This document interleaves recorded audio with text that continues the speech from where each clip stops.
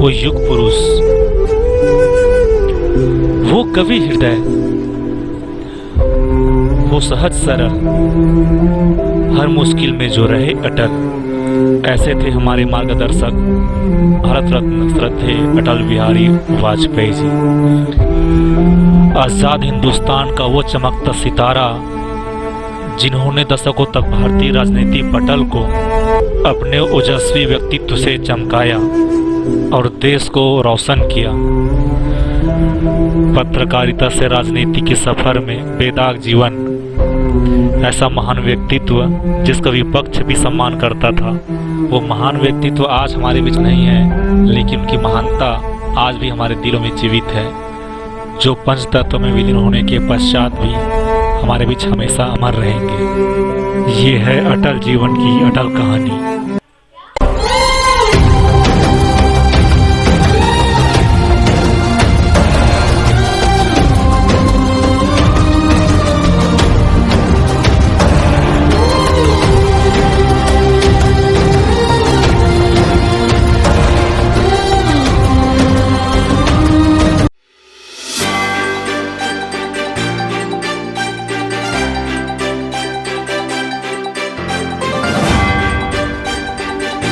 दिसंबर 1924 का शुभ जब अटल जी का जन्म हुआ।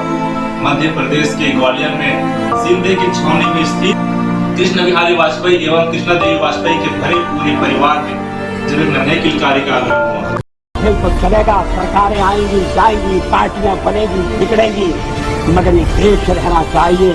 इस देश का लोकतंत्र अमर रहना चाहिए। क्या एक राष्ट्र के नाते हम मिलकर काम नहीं करते? मैं मृत्यु से नहीं डरता, अगर डरता हूं तो बदनामी से डरता हूं। मैं छोड़ना चाहता हूं मगर राजनीति मुझे नहीं छोड़ती। तो मैं ऐसी हत्या को कीमते से भी छूना पसंद करता और सब कुछ छोड़ छाड़ कर जब चला जाऊंगा तब भी मेरे मन में किसी तरह की मलानता होगी। ऐसा विश्वास दिलाते हैं जो कार्य हम अपने हाथ में लिया है वो जब तक राष्ट्रीय उद्देश्य पूरा नहीं कर लेंगे तब तक विश्राम से नहीं बैठेंगे, तब तक आराम। 13 महीने में हमने ऐसी रेखाएं खींची हैं जो काल के कपाल पर अमिट रहेंगी, इन्हें बदला नहीं जा सकता। कोई और सरकार बनाने में समर्थ है, आप निमंत्रण दीजिए, लेकिन ईमानदारी से देश की सेवा करना चाहता हूं, ये दावा जरूर है। तो क्या सत्ता में आने के बाद मैं बदल गया? India conducted 3 underground nuclear test. अभिनंदन होना चाहिए वैज्ञानिकों का। ठानूंगा काल के कपाल पर लिखता मिटाता हूँ, ठानूंगा काल के कपाल पर लिखता मिटाता हूँ, गीत नया गाता हूँ। शत शत आघातों को सहकर जीवित हिंदुस्तान हमारा, जग के मस्तक पर रोली सा शोभित हिंदुस्तान हमारा। कोटिया पुलिस दयों में सुलग उठी है जो चिनगारी, अमर आग है, अमर आग है। न भीतो मरणादस्मि केवलम दूषितो यशः। भगवान राम ने कहा था मैं मृत्यु से नहीं डरता, अगर डरता हूं तो बदनामी से डरता हूं, लोकापवाद से डरता हूं। पत्थर की छाती में उगाया नव अंकुर, झरे सब पीले पात, कोयल की कुहुक रात, प्राची में अरुणिमा की रेख देख पाता हूँ, गीत नया गाता हूँ, गीत नया गाता हूँ। हास्य रुदन में, तूफानों में, अमर असंख्यक बलिदानों में, उद्यानों में, वीरानों में, अपमानों में, सम्मानों में, उन्नत मस्तक उभरा सीना, पीड़ाओं में पलना होगा, कदम मिलाकर चलना होगा। जूझने का मेरा कोई इरादा न था, मोड़ पर मिलेंगे इसका वादा न था। रास्ता रोक कर खड़ी हो गई, ये लगा जिंदगी से बड़ी हो गई। मौत जिंदगी से बड़ी कैसे होती? रेखाएं खींची हैं जो काल के कपाल पर अमिट रहेंगी, जिन्हें बदला नहीं जा सकता है। मौत से मनुष्य की हमेशा ठनती है, मौत से ठन गई। जूझने का मेरा कोई इरादा न था, मोड़ पर मिलेंगे इसका वादा न था। रास्ता रोक कर खड़ी हो गई, ये लगा जिंदगी से बड़ी हो गई। मौत जिंदगी से बड़ी कैसे हो सकती? मौत की उम्र क्या 2 पल भी नहीं, जिंदगी सिलसिला आजकल की नहीं, मैं जी भर जिया, मैं मन से मरूं, लौट कर आऊंगा, कूच से क्यों डरूं। तू दबे पाओ चोरी छिपे से ना, सामने वार करके मुझे आजमा। मौत से बेखबर जिंदगी का सफर, शाम हर सुरमई रात बंसी का स्वर, बात ऐसी नहीं कि कोई गम ही नहीं। हमने समाज के बहुत बड़े वर्ग को लड़ने के अधिकार से वंचित कर दिया। एक हाथ में भारत का संविधान और दूसरे में समता का निशान लेकर मैदान में कूदेंगे और जीतेंगे। 25 दिसंबर 1924 को सुखदेव जी पटेल जी का जन्म हुआ। मध्य प्रदेश के ग्वालियर में सिंधे की छावनी में स्थित कृष्ण बिहारी वाजपेयी एवं कृष्णा देवी वाजपेयी के भरे पूरे परिवार में जब एक नन्हे किलकारी का आगमन हुआ। कृष्ण बिहारी वाजपेयी जी सामान्य शिक्षक थे। अटल जी का बचपन उनके कवि पिता कृष्ण बिहारी वाजपेयी जी के छत्र छाया में लालन पालन हुआ।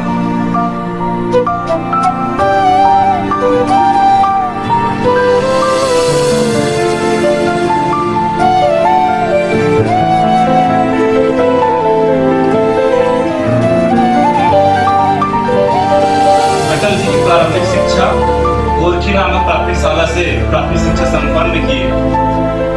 शिक्षा की अगली कड़ी में ग्वालियर के स्थित विक्टोरिया कॉलेज में बीए की पढ़ाई के लिए दाखिला लिए और वहां से उन्होंने एक परीक्षा उत्तीर्ण की। शिक्षा की अगली कड़ी जुड़ी कानपुर के डीएवी कॉलेज से अटल जी ने शास्त्र में एमए की पढ़ाई के लिए प्रवेश लिया और राजनीति शास्त्र में एमए की परीक्षा उत्तीर्ण किए। शिक्षा की अगली कड़ी जुड़ी कानपुर के डीवी कॉलेज से ही। अटल जी तो वकील बनना चाहते थे। वकील बनने के उद्देश्य से कानपुर के डीवी कॉलेज से ही एलबी में प्रवेश लिए। साथ ही साथ उनके कवि पिता कृष्ण बिहारी वाजपेयी भी उनके साथ ही साथ सहपाठी के तौर पर वह भी एलएलबी में प्रवेश लिए। पिता पुत्र का साथ तब छूटा जब अटल जी को राष्ट्रभक्ति देशभक्ति की होना चाहते। राष्ट्रीय स्वयंसेवक आरएसएस के पूर्णकालिक प्रचारक के रूप में कार्य किए। इस बीच लखनऊ से राष्ट्र धर्म पत्रिका का प्रकाशन प्रारंभ हुआ तो उसके प्रथम संपादक के रूप में अटल जी ने इसे राष्ट्रीय स्वरूप प्रदान करके लोकप्रिय पत्रिका के रूप में स्थापित किया। 1942 में भारत छोड़ो आंदोलन में उन्होंने बढ़ चढ़कर हिस्सा लिया और जेल भी गए। इसके बाद 5 जन्य का उद्घोष हुआ और अटल जी के संपादन के प्रथम अंक में ही पाठकों की प्रशंसा प्राप्त की। निर्भीक और विचारोत्तेजक पत्रकार के रूप में दैनिक स्वदेश का संपादन शुरू किया। पत्रकारिता से यदि ज्वालाएं निज हाथों से हंसते हंसते आग लगाकर चलना होगा, कदम मिलाकर चलना होगा। जूझने का मेरा कोई इरादा न था, मोड़ पर मिलेंगे इसका वादा न था। रास्ता रोककर खड़ी हो गई, ये लगा जिंदगी से बड़ी हो गई।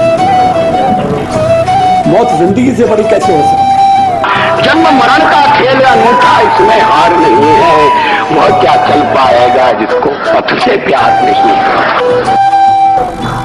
मेरे प्रभु, मुझे इतनी ऊंचाई कभी मत देना, गैरों को गले न लगा सकूं, इतनी रुखाई कभी मत देना। 1955 का वो आम चुनाव जब जनसंघ प्रत्याशी के रूप में अटल बिहारी वाजपेयी जी को प्रथम बार चुनावी मैदान में उतारा जाता है। कांग्रेस प्रत्याशी के रूप में सरोजवती नेहरू एवं अटल बिहारी वाजपेयी जी चुनाव में आमना सामना। कांग्रेस की गद्दावर नेता थे और अटल बिहारी वाजपेयी जी राजनीति में नया चेहरा। अटल बिहारी वाजपेयी जी का नाम राजनीति में नया चेहरा और नया नाम होने के नाते अटल बिहारी वाजपेयी जी को इस चुनाव में करारी हार का सामना करना पड़ता है, क्योंकि जनसंघ प्रत्याशी के रूप में अटल बिहारी जी नए चेहरे थे। कहते हैं कि पहला निशाना सटीक हो ऐसा संभव नहीं, अटल जी के साथ ऐसा ही हुआ। पहला निशाना अटल जी का चुक रहा, क्योंकि अटल बिहारी वाजपेयी राजनीति के क्षेत्र में नए चेहरे थे, उसको हार का सामना कर। 1957 में पुनः चुनाव होते हैं, जिसमें जनसंघ प्रत्याशी के रूप में अटल बिहारी वाजपेयी जी पुनः नामांकन दाखिल करते हैं। परंतु इस बार अटल बिहारी वाजपेयी 3 स्थानों से नामांकन दाखिल करते हैं, मथुरा, लखनऊ एवं बलराम। लेकिन मथुरा से राजा महेंद्र प्रताप सिंह के साथ करारी हार का सामना करना पड़ता है। लखनऊ से पुनीत बनर्जी के विरुद्ध चुनाव बढ़ते हैं जिसमें अटल जी को करारी हार का सामना करना पड़ता है, परंतु जीत हासिल हुई बलरामपुर से। बलरामपुर में हैदर अली को पराजित कर प्रथम बार संसद के मंदिर में अटल जी प्रवेश करते हैं। मगर हम कमजोर भी नहीं होंगे कि किसी को हमें बुरी नजर से देखने का लालच पैदा हो जाए, और इसलिए सीमा पर खड़ी हुई सेना जागे, सेना का संचालन करने वाले सेनापति जागे, सेनापतियों को नियुक्त करने वाले राजनीतिक नेता जागे, और राजनेताओं को बनाने और बिगाड़ने वाली भारत की 62 करोड़ जनता जागे।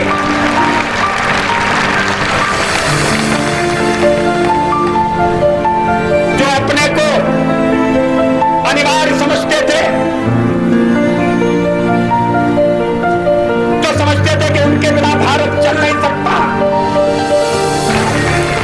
व्यक्ति आएंगे चले जाएंगे, पार्टियां बनेंगी बिगड़ेंगी, नई पार्टियां जन्मेंगी, सरकारें कायम होंगी बदलेंगी, मगर कश्मीर से लेकर कन्याकुमारी तक फैला हुआ भारत अपनी सनातन संस्कृति के साथ आधुनिकता का वर्ण करने के लिए अमर काल तक इस तीर्थ यात्रा में चलता रहेगा।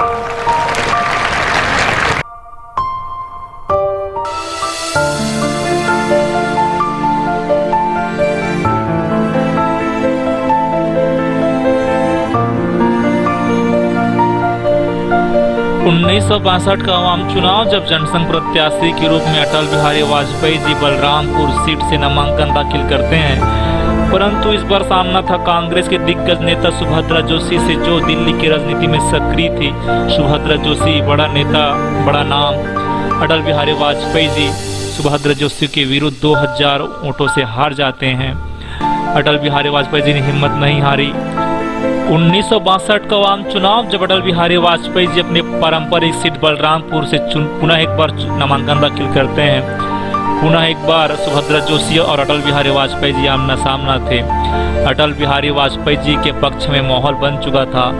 अटल बिहारी वाजपेयी जी सुभद्रा जोशी को भारी अंतर से हराते हैं और जनसंघ की दीपक एक बार फिर से जगमगा। 1968 में पंडित दीनदयाल उपाध्याय जी की मृत्यु के पश्चात पार्टी को संभालने का जवाबदारी अटल बिहारी वाजपेयी के ऊपर आ गई।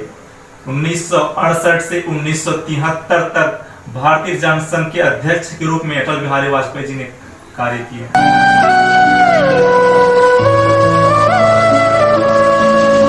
भाइयों और बहनों, राष्ट्रपति जी ने आपातकाल की घोषणा की है। 1975 का आपातकाल का वो दौर, अटल बिहारी वाजपेयी जी ने वो काले दिन भी देखे जब देश में आपातकाल लगा दिया गया। इतिहास के पन्ने में दर्ज यह घटना 25 जून 1975, जब देश में आपातकाल लगा। 25 जून 1975 से 21 मार्च 1977 तक 21 महीनों तक यथावत जारी रहा। लोगों के मौलिक अधिकार, सरकार के विरुद्ध आंदोलन करना एवं पत्रकारिता की भी आज़ादी छीन ली गई। कांग्रेस की सबसे बड़ी हार हुई और मोरारजी देसाई के नेतृत्व में देश में पहली बार गैर कांग्रेसी सरकार बनी।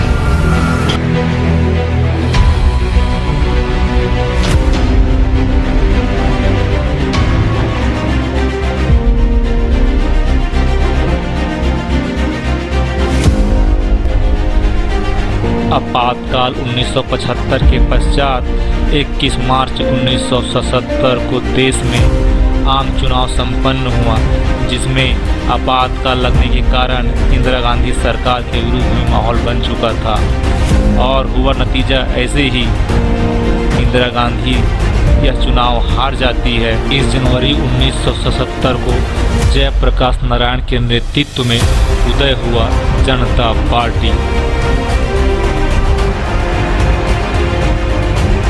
जनसंघ एवं अन्य और सहयोगी पार्टी की मदद से मोरारजी की देसाई की गठबंधन की सरकार बनी, परंतु इस गठबंधन सरकार में सबसे ज़्यादा सांसद जनसंघ के थे। जनसंघ की तरफ से अटल बिहारी वाजपेयी जी को विदेश मंत्री बनाया गया एवं प्रधानमंत्री के रूप में 24 मार्च 1977 को मोरारजी देसाई देश के प्रधानमंत्री बने।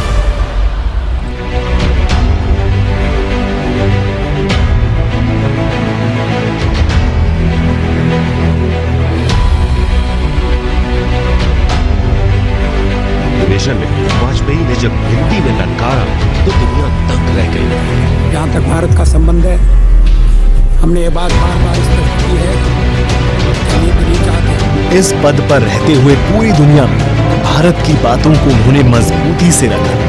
कुशल और मुखर वक्ता के रूप में अटल जी का जादू संयुक्त राष्ट्र में सर चढ़कर बोला। भारत में सदा से हमारा इस धारणा में विश्वास रहा है, सारा संसार एक परिवार है, जहाँ मैं राष्ट्रों की सत्ता और महत्ता के बारे में नहीं सोच रहा हूँ। आम आदमी की प्रतिष्ठा और प्रगति मेरे लिए कहीं अधिक महत्व रखती है।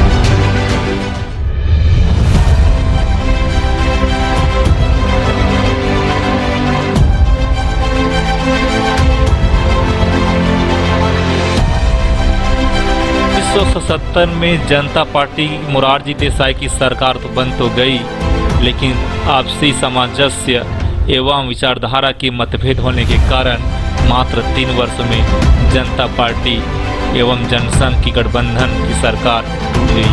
जनता पार्टी की सरकार गिर गई। 1980 में पुनः चुनाव हुए, जिस पर जनता पार्टी को मात्र 31 सीट और पुनः कांग्रेस की पूर्ण बहुमत की सरकार बनी, जिसमें प्रधानमंत्री के रूप में इंदिरा गांधी पुनः देश के प्रधानमंत्री बने। जनता पार्टी और जनसंघ विचार विमर्श के लिए सभा बुलाई गई और यह कहा गया कि पार्टी जनसंघ और जनता पार्टी में से दोहरी सदस्यता त्याग करना होगा, जिसके फलस्वरूप अटल बिहारी वाजपेयी जी ने जनता पार्टी से अपना सदस्यता वापस ले लिया और स्वतंत्र रूप से 6 अप्रैल 1980 को भारतीय जनता पार्टी का गठन करते हैं।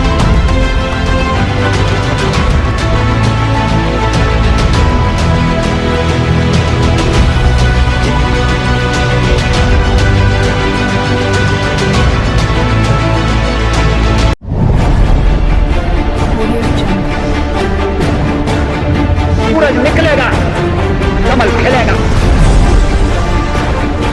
तो एक हाथ में भारत का संविधान और दूसरे में समता का निशान लेकर मैदान में कूदेंगे और जूझेंगे।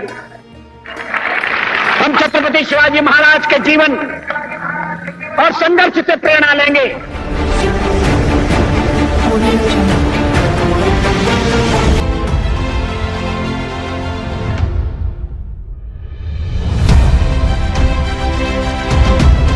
उन्नीस 1984 का वो दौर जो भारतीय जनता पार्टी के लिए बहुत ही निराशाजनक रही। 31 अक्टूबर 1984 को इंदिरा गांधी जी की हत्या हो गई। देश शोक की लहर में डूब गया। देश में फिर एक बार आम चुनाव हुए, जिसमें इंदिरा गांधी सहानुभूति होने के कारण राजीव गांधी को पूर्ण बहुमत की सरकार बनी। भारतीय जनता पार्टी को मात्र 2 सीट पर ही जीत हासिल हुई। अटल बिहारी वाजपेयी और लाल कृष्ण आडवाणी भी अपना सीट नहीं बचा सके। भारतीय जनता पार्टी पर वो 2 सीट पर जीत आंध्र प्रदेश के हनमोड़ा से चंद्रपर्चा रेड्डी और गुजरात के हक्सेना से A.K. पटेल ने जीत हासिल की। 1996 का वो आम चुनाव जब भारतीय जनता पार्टी सबसे बड़ी पार्टी के तौर पर उभरी और भारतीय जनता पार्टी को 161 सीट पर जीत हासिल हुई। 1996 की सबसे बड़ी पार्टी होने के कारण, सबसे ज्यादा सांसद होने के कारण राष्ट्रपति शंकर दयाल शर्मा ने अटल बिहारी वाजपेयी जी को सरकार बनाने के लिए आमंत्रित किए, परंतु अटल बिहारी वाजपेयी के पास सरकार बनाने के लिए लक्षित सांसदों की कमी थी। परंतु राष्ट्रपति शंकर दयाल शर्मा ने महज 13 दिनों का समय देकर अटल बिहारी वाजपेयी जी को सरकार बनाने के लिए निमंत्रण दिए। अटल बिहारी वाजपेयी जी ने राष्ट्रपति का बातों को स्वीकार कर 16 मई 1996 को प्रथम बार प्रधानमंत्री के तौर पर शपथ ग्रहण लिए।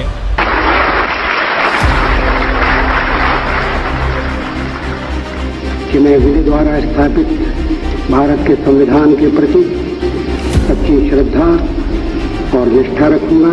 वह 13 दिन का समय पूर्ण हो गया था। संसद में अटल बिहारी वाजपेयी जी को बहुमत सिद्ध करने थे, परंतु अटल बिहारी वाजपेयी जी को सहयोगियों का साथ नहीं मिला। अटल बिहारी वाजपेयी जी की सरकार महज 13 दिन में ही बहुमत सिद्ध न कर पाने के कारण 31 मई 1996 को अटल जी की सरकार गिर गई। सदस्यों ने मेरा व्यवहार देखा है, मेरा आचरण देखा है। हम अपने देश की सेवा के कार्य में जुटे रहेंगे। हम संख्या बल के सामने सर झुकाते हैं और आपको विश्वास दिलाते हैं कि जो कार्य हमने अपने हाथ में लिया है वो जब तक राष्ट्रीय उद्देश्य पूरा नहीं कर लेंगे तब तक विश्राम से नहीं बैठेंगे, तब तक आराम से नहीं बैठेंगे। आइए समझते हैं ये कहानी। 19 मार्च 1998 में आम चुनाव संपन्न हुए, जिसमें अटल बिहारी वाजपेयी जी देश के दोबारा प्रधानमंत्री बने। राष्ट्रपति के.आर. नारायणन ने अटल बिहारी वाजपेयी जी को प्रधानमंत्री पद की शपथ दिलाई। इस समय अटल बिहारी वाजपेयी जी के पास एनडीए का गठन हुआ, सहयोगी पार्टी के समर्थन से गठबंधन सरकार बनी। परंतु 13 महीने के पश्चात जयललिता की पार्टी AIADMK ने, जिसके पास 27 सांसद थे, उन्होंने अपना समर्थन वापस ले लिया। विश्वास मत के समय सदन में अटल बिहारी वाजपेयी जी का साथ देने के लिए कुछ और सहयोगी पार्टी साथ आई, परंतु वो एक वोट किसका था जिसके कारण अटल बिहारी वाजपेयी जी की सरकार गिर गई? वो एक वोट था उड़ीसा के मुख्यमंत्री गिरधर गमांग का, जो कांग्रेस के सांसद थे। कांग्रेस ने उड़ीसा के मुख्यमंत्री बनाकर उसे उड़ीसा भेजा और गिरधर गमांग ने सांसद पद से त्यागपत्र नहीं दिए थे, जिसने अटल बिहारी वाजपेयी की सरकार के खिलाफ वोट किए और वही एक वोट अटल बिहारी वाजपेयी जी की सरकार के लिए घातक सिद्ध हुए और अटल जी की सरकार गिर गई।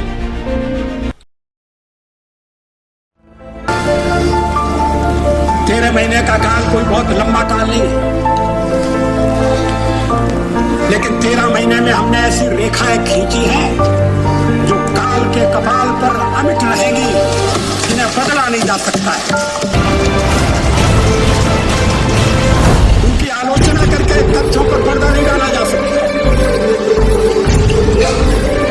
व्यक्तिगत आरोप लगाकर अपनी झुंझलाहट कड़वाहट प्रकट करके जो हमारी उपलब्धियां हैं उन पर पानी नहीं फेरा जा सकता। अध्यक्ष महोदय, अभी 13 महीने हुए मेरी सरकार,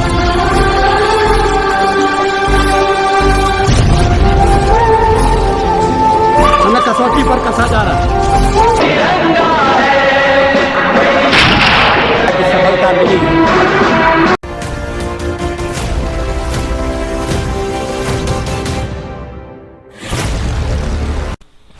देश कारगिल विजय पर जश्न मना रहा था। चुनाव की घड़ी पास आ चली थी। अटल बिहारी वाजपेयी जी के अदम्य साहस को देखते हुए, कार्यकुशलता को देखते हुए जनता ने अटल बिहारी वाजपेयी जी को भरोसा किया। अटल बिहारी वाजपेयी जी को पूर्ण बहुमत प्राप्त हुई। 1999 के चुनाव में अटल बिहारी वाजपेयी जी तीसरी बार देश के प्रधानमंत्री बने। 1999 से 2004 तक 5 वर्ष का कार्यकाल पूर्ण किया। भारतीय राजनीति का वो चेहरा अटल बिहारी वाजपेयी जी दुनिया को छोड़कर चले गए। एक महान राजनेता, लोक नेता, जननायक, प्रखर वक्ता, इसके नाम समर्पण किया। ऐसे राजनेता अटल बिहारी वाजपेयी जी। फिर से दिया जलाए, आओ फिर से दिया जलाए।